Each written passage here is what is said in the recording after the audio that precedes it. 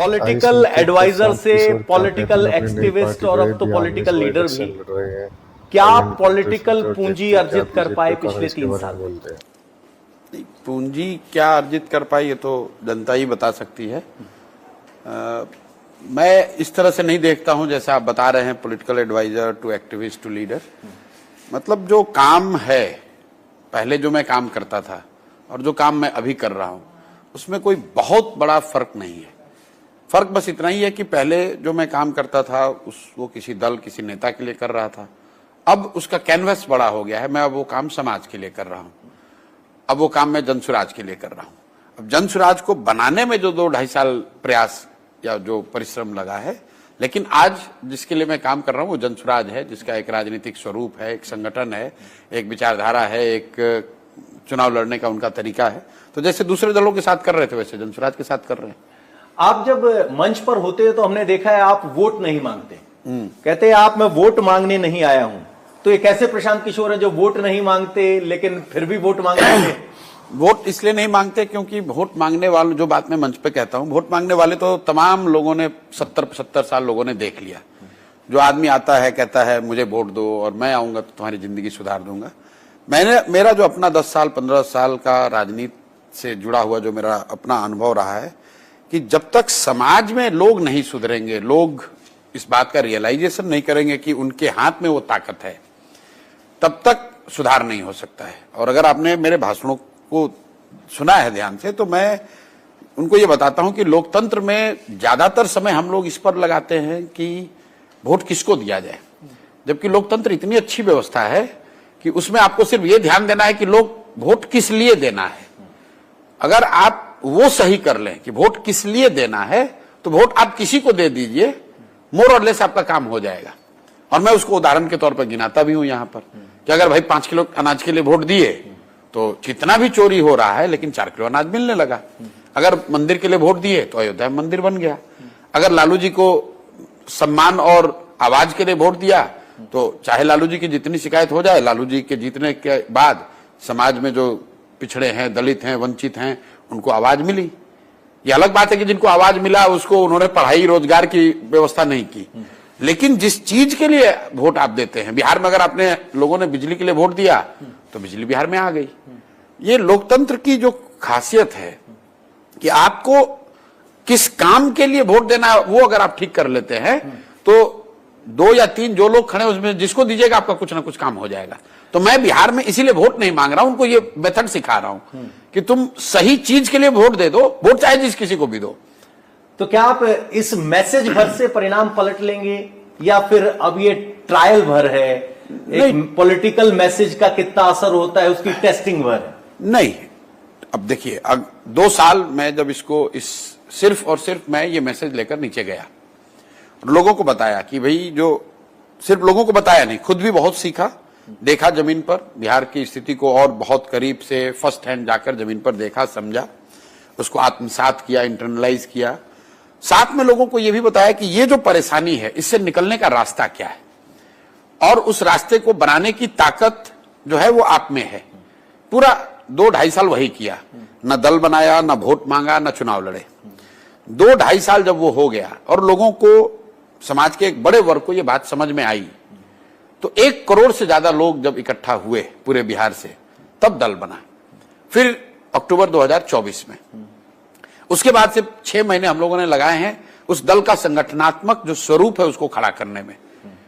वो काम हो गया और मैं दावे के साथ कह सकता हूं कि बिहार में संगठन के हिसाब से जनसुराज से बड़ा दल कोई नहीं है। चुनाव के बाद कौन कितना बड़ा दल होगा तो चुनाव के बाद पता चलेगा, लेकिन संगठन के हिसाब से कोई भी जनसुराज से बड़ा दल नहीं है, क्योंकि जनसुराज में आज करीब करीब 1.25 करोड़ मेंबर्स हैं। और जो यहाँ का सबसे बड़ा दल होने का दावा करती है भाजपा, उनका आधिकारिक दावा है कि करीब उनके 70 लाख प्राथमिक सदस्य हैं। यह संभव है कि भाजपा में जो सदस्य है उसका अनुभव ज्यादा हो, यह संभव है कि उसका चेहरा बड़ा हो, वो ज्यादा ताकतवर हो, मैं उस पर विवाद हो सकता है, लेकिन संख्या के हिसाब से जनसुराज से बड़ा राजनीतिक संगठन कोई नहीं है। अब उस संगठन के जरिए हम लोग चुनाव में उतर रहे हैं। अब वो कितना चुनाव में कारगर होगा ये आपको दिखेगा। उसकी एक वानगी आपको दिख रही है सभाओं में, जो सभा हो रही है, जो पब्लिक मीटिंग हो रही, जो हम लोगों ने जून से शुरू किया है, बहुत कम ऐसी जगह है जहां पर इतनी बड़ी सभा लोगों ने कभी देखी है। वो सभाएं हमने देखी, उसी पे आता हूं। ये जो आप 1.25 करोड़ आप कह रहे हो कि जन स्वराज के मेंबर हैं, ये कौन सी पार्टी से टूटकर आए? क्योंकि हर कोई ये कह रहा है अगर प्रशांत किशोर वोट ले रहा है फर्स्ट टाइमर के तौर पर तो किसी का तो काटेगा। बिल्कुल प्रशांत किशोर किसका वोट काटेगा? बिल्कुल, मैं तो कहता हूं भाई, प्रशांत किशोर को छोड़िए, जनसुराज वोट कटवा पार्टी है, लेकिन ये वोट इतना काट रहा है कि वो जीत कर आ रहा है। अच्छा, अब वोट कटवा का जो डेफिनेशन है, ये तो आपके दिमाग में है कि वोट कटवा मतलब 10, ये भाई आपने नहीं वोट काट रहे हैं। नहीं, अगर आप शुरुआत कर रहे हैं, जीरो से शुरुआत करते किसी का काटेंगे। हाँ बिल्कुल, तो मैं बता रहा हूं किस दल का मैं उसको ऐसे बताऊंगा कि जनसुराज को वोट कौन दे रहा है। कौन दे? बिहार में 60% से ज्यादा लोग हैं जो बदलाव चाहते हैं। वो किसी जाति के हों, किसी वर्ग के हों, किसी दल के समर्थक हों, किसी विचारधारा के हों, बदलाव सब चाहता है। क्योंकि 1990 में भी देश का सबसे गरीब और पिछड़ा राज्य था बिहार। 2005 में जब नीतीश भाजपा की सरकार बनी तब भी देश का सबसे गरीब और पिछड़ा राज्य था बिहार।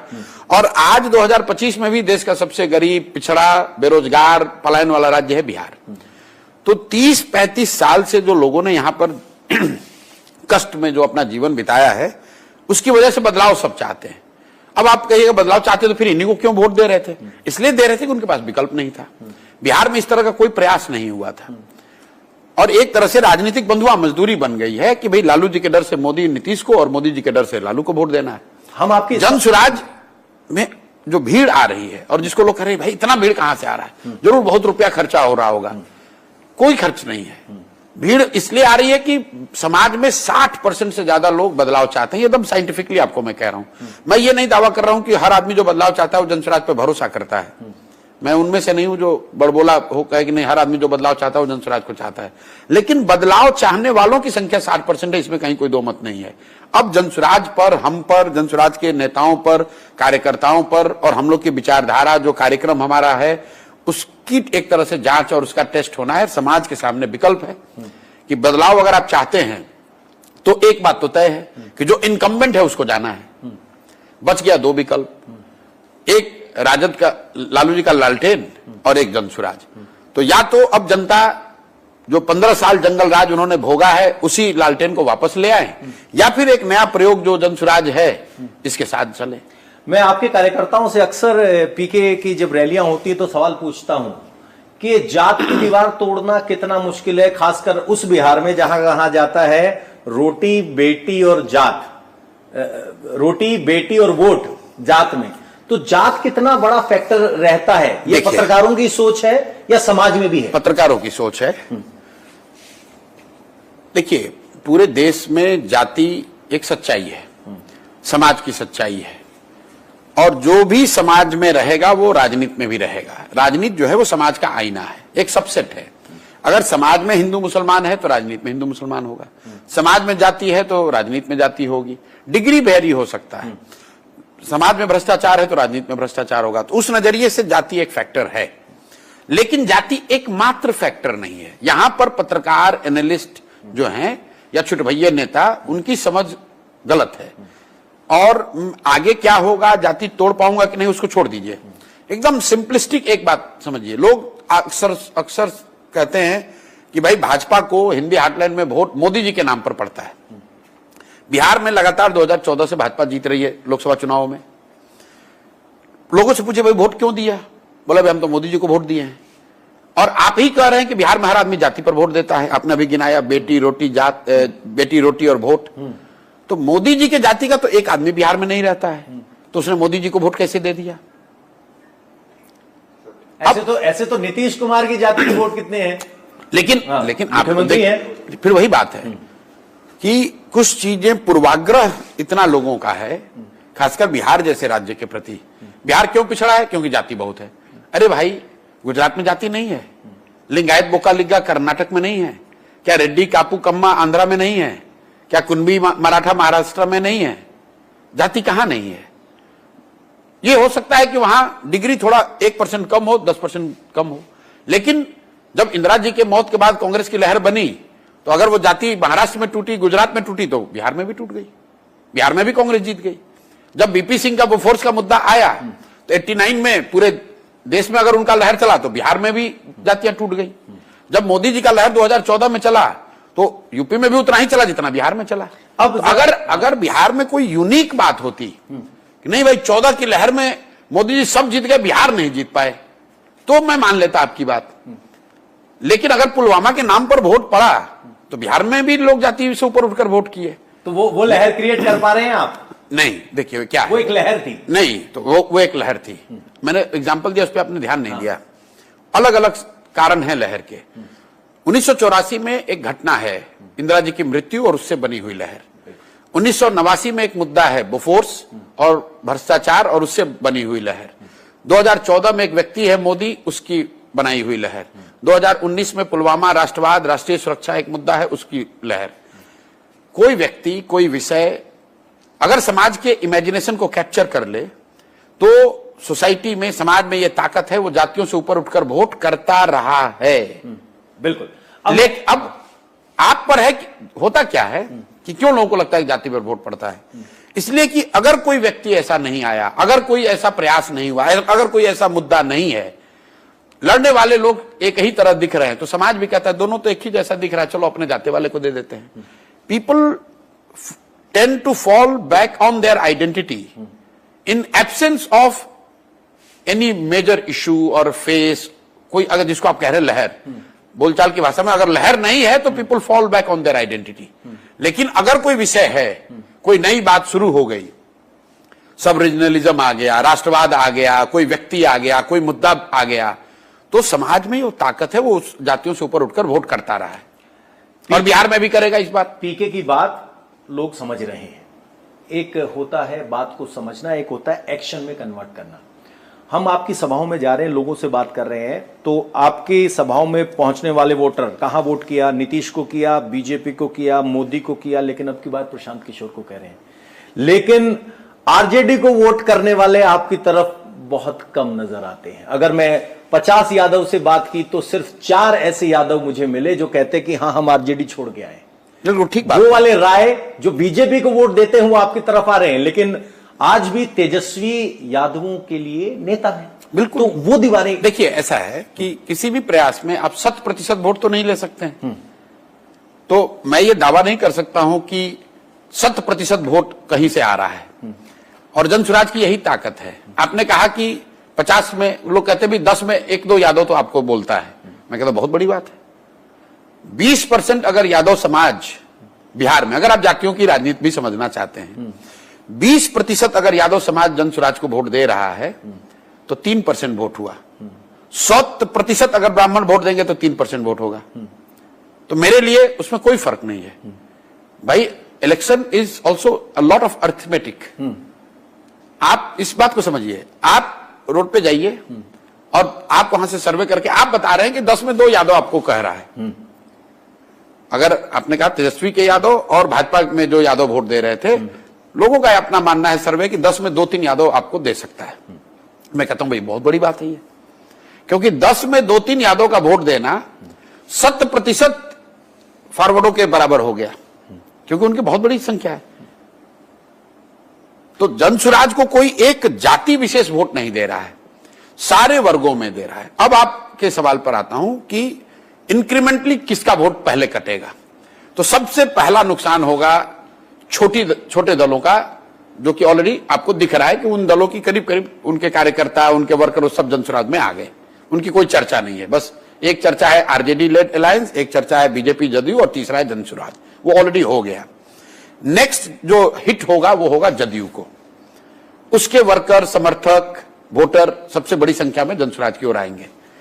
थोड़ा सा और अगर उफान हुआ और जनसुराज की ताकत बढ़ी तो नेक्स्ट डैमेज होगा भाजपा को बड़ी, क्योंकि वहां पर 2 तरह के लोग आएंगे। एक जो कि भाजपा के यहां के कार्यशैली, यहां के लैक ऑफ लीडरशिप से परेशान है, एंटी इनकम्बेंसी उनके खिलाफ है। दूसरा कुछ उसमें एक ऐसा भी वर्ग है कि ठीक है ऊपर मोदी है, नीचे तो हमको जनसुराज चाहिए, इसलिए सेकंड कटेगा भाजपा का। और जब ये दोनों कटेगा तो तीसरा जो मुसलमान जो यहां 30 वर्ष से लालू जी की बंधुआ मजदूरी कर रहा है, वो जब देखेगा कि इतनी बड़ी संख्या में एनडीए के लोग जा रहे हैं तो वोट टूटेगा। इसी ऑर्डर में नुकसान होना है, होगा दोनों को नुकसान। लेकिन अगर मुसलमान ये सोच नहीं छोड़ पाया कि बीजेपी को हराना है, तो फिर वो प्रशांत किशोर की तरफ आएगा, तो उधर काउंटर पोलराइजेशन हो जाएगा। नहीं होगा। आपने ये नहीं कहा कि सभाओं में यादव आ ही नहीं रहे। नहीं, मैंने नहीं आपने ये नहीं कहा कि सभाओं में मुस्लिम नहीं आ रहे हैं। आपने ये कहा कि उनकी संख्या थोड़ी कम है। बिल्कुल ठीक बात आप कह रहे हैं, मैं भी वही बात कह रहा हूं कि सबसे पहले भी जो कमजोर कड़ी है वही तो टूटेगा। सबसे कमजोर कड़ी कौन है एनडीए में? नीतीश कुमार, जेडीयू, क्योंकि उनका कोई लीडरशिप नहीं है, नीचे संगठन नहीं, वो भाजपा के दम पर चुनाव लड़ते हैं और इस नाम पर लड़ते हैं कि लालू का डर है कि भाई चलो कितना भी खराब है जदयू तो भाजपा लालू से तो ठीक ही है। वो चीज लोगों को अब दिख जाएगा। पिछले बार ऑलरेडी दिखा, चूंकि चिराग लड़े तो आपने देखा जदयू 70-75 से घट के 40-42 पे आ गई। चिराग पासवान जी ने कोई बहुत तैयारी नहीं की थी, 10-15 दिन के प्रयास से उतना असर हो गया। मैं यहां 3 साल से लगा हुआ हूं, लेकिन उसके बाद उतना ही बड़ा नुकसान बीजेपी को होने जा रहा है इस बार, क्योंकि पिछली बार बीजेपी को यह फायदा मिल गया था कि तीसरा फ्रंट, मतलब चिराग पासवान बीजेपी की सीट पर नहीं लड़े थे, जनसुराज 243 सीट पर लड़ रहा है, तो सीधी लड़ाई जो है वो एनडीए वर्सेस जनसुराज है। और जैसे ही वो लड़ाई होगी तो बड़ा नुकसान फिर मुसलमान को दिखेगा कि इसलिए नहीं कि बीजेपी को हम लड़ रहे हरा रहे हैं, इसलिए कि मुसलमान भी उतना ही परेशान है आरजेडी से जितना दूसरे वर्गों के लोग परेशान हैं नीतीश और भाजपा से। आपकी रैली में एक महिला से मुलाकात हुई, आपकी बातों से वाकिफ थी, बच्चे की शक्ल देके वोट देखना है, सवाल पूछा चुनाव चिन्ह पता है? अम्मा ने कहा चुनाव चिन्ह तो नहीं पता है। बिल्कुल ठीक बात। तो कितनी बड़ी चुनौती है जहां एजुकेशन सिस्टम नहीं है, वोटर एजुकेटेड नहीं है। बहुत बड़ी चुनौती है, बहुत बड़ी चुनौती है। और जब हम लोगों ने एक्सपेरिमेंट के तौर पर उपचुनाव लड़ा और सिर्फ 10 दिन हम लोग को मौका था, तो 10% वोट ही आया। और कई लोगों ने कहा जनसुराज फेल हो गया, आपको तो 10 ही % वोट आया। उसमें मेजर फैक्टर चुनाव चिन्ह था, क्योंकि हमारे पास सिर्फ 10 ही दिन था लोगों को बताने के लिए कि चुनाव चिन्ह क्या है। दिसंबर में उसके 1 महीने के बाद फिर चुनाव हुआ एक एमएलसी का, जिसमें चुनाव चिन्ह नहीं व्यक्ति के नाम पर वोट पड़ा, तो उसमें जनसुराज को 22% वोट आया। हम लोग सेकंड थे, आरजेडी तीसरे नंबर पे थी, एनडीए चौथे नंबर पे था। तो जो मैं बात कह रहा हूं आपको वैलिडेट हो रहा है। वोट किसका सबसे ज्यादा कटा? एनडीए का, वो चौथे पे चले गए। थर्ड कौन आया? आरजेडी। सेकंड हम लोग आए, एक इंडिपेंडेंट जीता था, लेकिन वोट परसेंटेज 22% हो गया। तो जनसुराज को चाहने वाले लोग, जनसुराज को वोट देने वाले लोग की संख्या बहुत बड़ी है। अब हम लोग पर यह है, लोगों ने विचार सुन लिया, बात सुन ली, उनको अच्छा भी लग रहा है, उनको वोट देना भी है। लेकिन अब ऑपरेशनल जो मैट्रिक्स है कि हमारे बूथ पर कार्यकर्ता रहे, उन जो लोग वोट देना चाहते हैं उनको चुनाव चिन्ह की जानकारी हो। लेकिन मैं आपको एक चीज बताऊं, चुनाव चिन्ह है बहुत महत्वपूर्ण, लेकिन जब लोग वोट आपको देना चाहते हैं ना, तो वहां बूथ एजेंट हो या ना हो, लोग खोज कर चुनाव चिन्ह खोज कर जाकर वोट दे देते हैं। उनको जनसुराज याद है, प्रशांत किशोर याद है, ये याद है कि अपने बच्चे के नाम पर वोट देना है, पीला रंग याद है, बाबा साहब और गांधी जी का फोटो याद है। ये आप जाकर पूछ लीजिए किसी से, ये बताएगा आपको ये पीला रंग वाले, पीला गमछा वाले लोग हैं, क्योंकि वो चीज पिछले 3 साल से कंसिस्टेंटली वही की जा रही है। लेकिन मैं ये मानने को बिल्कुल तैयार हूं कि अभी भी बिहार के 3 करोड़ घरों तक चुनाव चिन्ह को पहुंचाना ये बड़ी चुनौती है, और we have to work day and night to make sure कि वो लोगों को चुनाव चिन्ह की जानकारी हो जाए। देखिए, चुनाव चिन्ह की जानकारी होना एक बात है और यूज टू होना दूसरी बात है। लोगों को जानकारी तो होगा कि स्कूल का बस्ता है चुनाव चिन्ह, लेकिन लालटेन, कमल का फूल, हाथ, तीर, ये they are use to of pressing these buttons, तो वो यूज टू होने में थोड़ा समय लगता है लोगों को, हैबिट बदलने में वक्त लगता है। महिलाएं आपकी सभाओं में खूब आती है, महिलाओं से हमने बात की, एक महिला ने रोते हुए कहा कि सारे बच्चे खिलहर हैं, शायद कोई बिहारी में शब्द होता है खिलहर हैं, शराब पीते हैं, और वो रोने लगी बातों बातों में। आप तो शराबबंदी खत्म करने की बात करते हैं। जी, तो ये आपने मेरी बात को एक तरह से वैलिडेट कर दिया कि पहले तो जनता को यह समझना है, देश को यह समझना है कि बिहार में शराबबंदी नहीं है, एक फर्जी कानून है शराबबंदी के नाम पर, जिसमें शराब की दुकानों को बंद कर दिया गया है और होम डिलीवरी चालू कर दी गई है। क्योंकि अगर शराबबंदी है तो महिला कैसे कह रही है कि सब लोग पी रहा है? आपने देखा होगा सभाओं में मैं लोगों से ये हाथ उठवाता हूं कि भाई शराब बिक रही है कि नहीं बिक रही है? 100 रुपए की शराब 300 रुपए में बिक रही है, दुकान पे नहीं बिक रही है, घर घर बिक रही है। और इस वजह से बिहार के लोगों का हर साल करीब करीब 20,000 करोड़ रुपए का नुकसान हो रहा है। एक मिनट रुक जाइए। और ये पैसा कहां जा रहा है? ये पैसा जा रहा है बालू माफिया के पास, शराब माफिया के पास, अफसरों के पास, भ्रष्ट नेताओं के पास। आप जो ये लॉ एंड ऑर्डर की बात सुन रहे हैं, रोज मर्डर हो रहा है बिहार में, अचानक से ऐसा क्या हो गया है? वही बिहार की पुलिस है, वही बिहार की व्यवस्था है, वही नीतीश कुमार है। अचानक से ऐसा क्या हुआ है? आप देखिए डेटा क्राइम का उठाकर, जब से शराबबंदी लागू हुई है पिछले 5-7 वर्षों में उत्तरोत्तर क्राइम का ग्राफ यहां पर बढ़ता जा रहा है। क्यों? क्योंकि आधे से ज्यादा पुलिस प्रशासन सिर्फ और सिर्फ शराब और बालू माफिया से इंगेज्ड है, उनसे पैसा कमाने में लगे हुए हैं, उनको बचाने में लगे हैं, उनको पकड़ने में लगे हैं। तो जो रूटीन लॉ एंड ऑर्डर है उसके लिए पुलिस फोर्स है ही नहीं। बस हम आपसे समझना चाहते हैं, जो महिला वोटर नीतीश कुमार को इसलिए पसंद करती हैं कि उन्होंने शराबबंदी की, इफेक्टिव होना ना होना एक सब वही महिला वोटर इस बार नीतीश कुमार को दौड़ा के उनके खिलाफ वोट देगी, क्योंकि वो जान रही है कि ये शराबबंदी के नाम पर हमने वोट दिया एंड नाउ दे फील कि वो ठगे हुए महसूस करते हैं, क्योंकि वो शराब भी बिक रही है, जहरीली शराब से लोग मर रहे हैं, महिला और गरीब आदमी को पकड़ा जा रहा है। आज भी 1 लाख से ज्यादा गरीब लोग यहाँ बिहार में जेल में हैं, और जो पैसे वाले हैं वो आराम से शराब पी रहे हैं, लोग उससे हजारों करोड़ रुपए कमा रहे हैं। अब जरा मुद्दों पे आ जाते हैं। SIR चल रहा है, स्पेशल इंटेंसिव रिव्यू, जिसमें 65 लाख मतदाता ऐसे पाए गए जिनमें 20 लाख मारे गए, 28 लाख यहां से चले गए पलायन करके। इस मुद्दे पर आपकी पार्टी का क्या स्टैंड है, जब खुद तेजस्वी यादव कहते कि हम चुनाव का बायकॉट कर सकते हैं, महागठबंधन कर सकते हैं? देखिए, तेजस्वी यादव चुनाव की शुद्धता पर बात करें तो वो ऐसे है कि कोई बूढ़ा शेर शाकाहारी होने की बात करता है। राजद, हम लोगों ने दौर देखा है, पूरे देश ने दौर देखा है, जब राजद यहां चुनाव लड़ती थी तो सिर्फ और सिर्फ लाठी और बंदूक के बल पे ये लोग बूथ कब्जा करके चुनाव लड़ते थे। अब आ जाइए आप SIR पे। SIR जो इलेक्शन कमीशन कर रहा है, उसकी आप उसके बैकग्राउंड को समझिए। पिछले 5-7 वर्षों से, जब से मोदी सरकार है, धीरे धीरे इलेक्शन कमीशन के प्रति जो लोगों का, समाज का जो ट्रस्ट था वो कम होता जा रहा है। TN सेशन के बाद से एक दौर चला था जब पूरे देश में इलेक्शन कमीशन एक बहुत सशक्त ऑर्गेनाइजेशन है, इंडिपेंडेंट है, एक ऐसा एक इंप्रेशन बना था। 14 के बाद वो धीरे धीरे कम हो रहा है। समाज में एक बहुत बड़ा वर्ग है जिसका इलेक्शन कमीशन पर ट्रस्ट कम होता जा रहा है। उसी बीच में 2 घटना हुई। महाराष्ट्र और हरियाणा के चुनाव के बाद देश के विपक्ष के नेता राहुल गांधी ने तथ्यों के साथ ये आरोप लगाया कि इस तरह से इलेक्शन कमीशन इलेक्टोरल रोल में हेराफेरी कर रहा है, चुनाव का रिजल्ट को प्रभावित कर रहा है। उन तथ्यों का इलेक्शन कमीशन ने कोई गंभीरता से, कोई प्रमाणिक तौर पर उसका कोई काट या कोई उसका उत्तर नहीं दिया, उसको एक तरह से साइड ट्रैक कर दिया। अचानक से फिर उसी कॉन्टेक्स्ट में, जबकि एक समाज के एक बड़े वर्ग का आप पर से विश्वास कम हो रहा है, देश के हो रहा है या किया जा रहा है? नहीं, हो रहा है, ये सच्चाई है। मैंने बंगाल इलेक्शन जीतने के बाद आप जाके मेरा इंटरव्यू सुन लीजिए। 2 मई 2021 को मैंने कहा कि अगर इलेक्शन कमीशन इम्पार्शियल होता तो भाजपा को बंगाल में 75 नहीं 50 से कम सीट आता। तो ये जनरल परसेप्शन है और हवा में नहीं है, उसकी वजह है। मैं ये कह रहा हूं कि उस इन दैट कॉन्टेक्स्ट कि जहां लोगों का, समाज के एक बड़े वर्ग का इलेक्शन कमीशन के इम्पार्शियलिटी पर प्रश्न चिन्ह लगा रहे हैं लोग, विपक्ष के सबसे बड़ी विपक्षी पार्टी के नेता, देश के विपक्ष के नेता तथ्यों के साथ आप पर आरोप लगा रहे हैं। अचानक से बिहार में चुनाव से 3 महीना पहले आप आगे और कह रहे हैं अब मैं SIR करूंगा।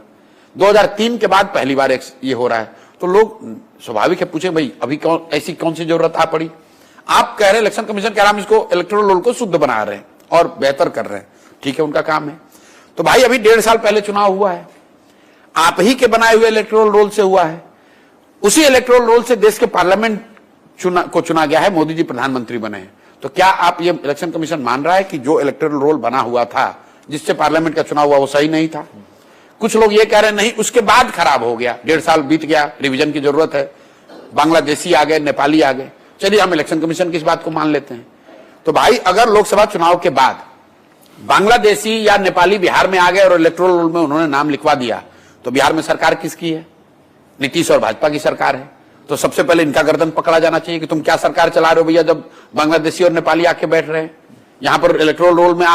सिर्फ इलेक्टोरल रोल की बात नहीं है, इसका मतलब कि वो राशन भी ले रहे हैं, जो सरकारी सुविधाएं मिल रही है वो भी ले रहे हैं। तो भाई किसी भी तरीके से आप हाथ पकड़िए, नाक पकड़िएगा, दोनों ओर से भाजपा और नीतीश सरकार दोषी पाए जाएंगे।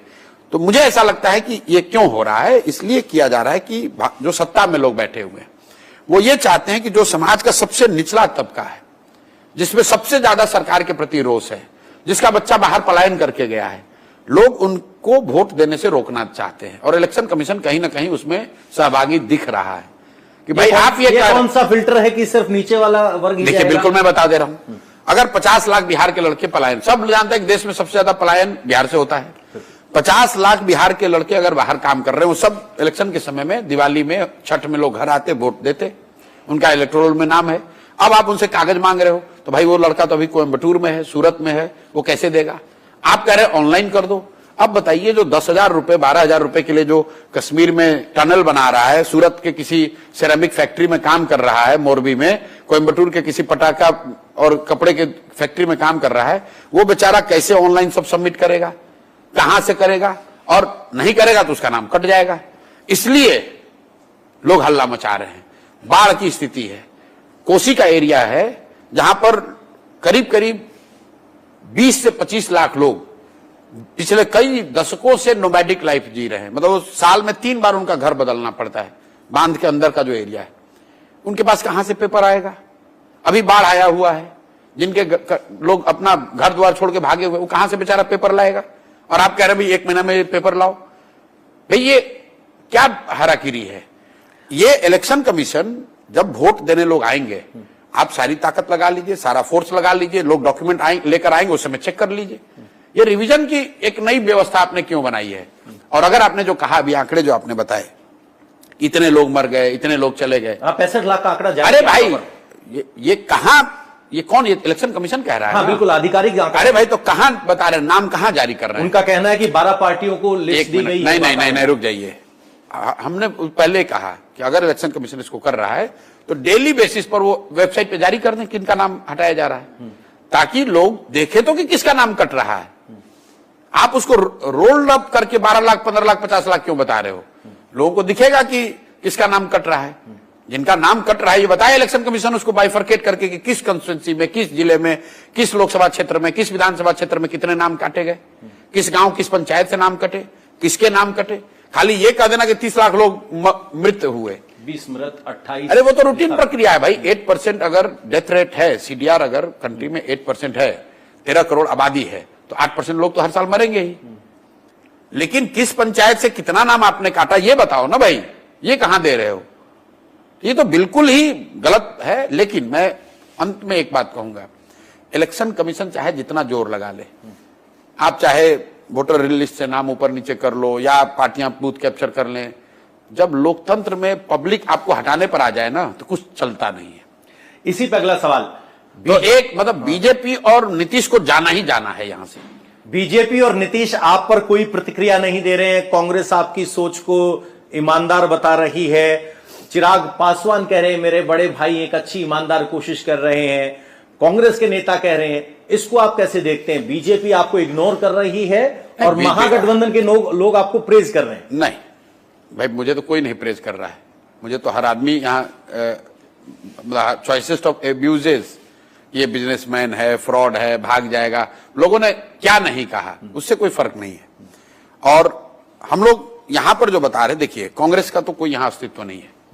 कांग्रेस यहां आरजेडी की पिछलग्गू पार्टी है और आरजेडी से हम लोग की सीधी लड़ाई है, जो हम लोग रोज बोल रहे हैं कि उनका नेतृत्व क्या है, उनका चाल चरित्र क्या है। लेकिन पहली बार कोई यहां बीजेपी के चाल चरित्र चेहरा पर उंगली उठा रहा है, वो हम लोग उठा रहे हैं। हम लोग बता रहे हैं कि बीजेपी चाल चरित्र चेहरा की बात करने वाले बीजेपी का अध्यक्ष दिलीप जायसवाल सिखों के माइनॉरिटी कॉलेज को 25 साल कब्जा किए हुए हैं। ये भाजपा के राज्य के अध्यक्ष दिलीप जायसवाल पर मर्डर का आरोप है। प्रेस कॉन्फ्रेंस करके जिनका मर्डर हुआ उनके परिवार के लोगों को सुनाया गया।